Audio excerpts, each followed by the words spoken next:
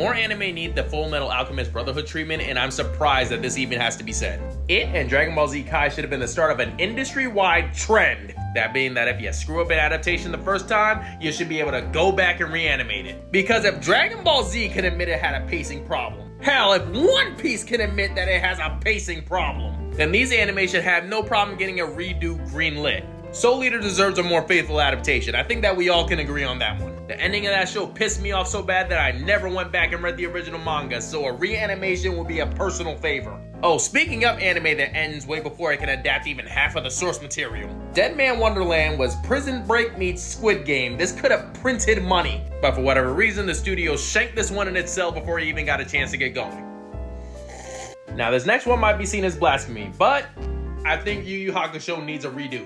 I recently did a rewatch of the series, and I'm not gonna lie, the pacing can be tightened up a bit. Again, if this can admit that it had a problem with pacing, and this can admit that it has a problem with pacing, let's hop off our high horse. The Dark Tournament is a little long. And you know damn well why you're here. The manga has 3 to 5 seasons worth of content, and it was cut down to 2 seasons and a middle finger. Let's be honest with ourselves, having to open up an online guide in order to avoid filler is diabolical work.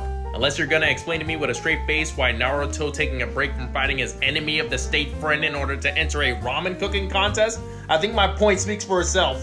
But that's just my opinion, and as always, I want to hear from you guys. What's the anime that you think could desperately use a retelling? Leave it in the comments, let me know.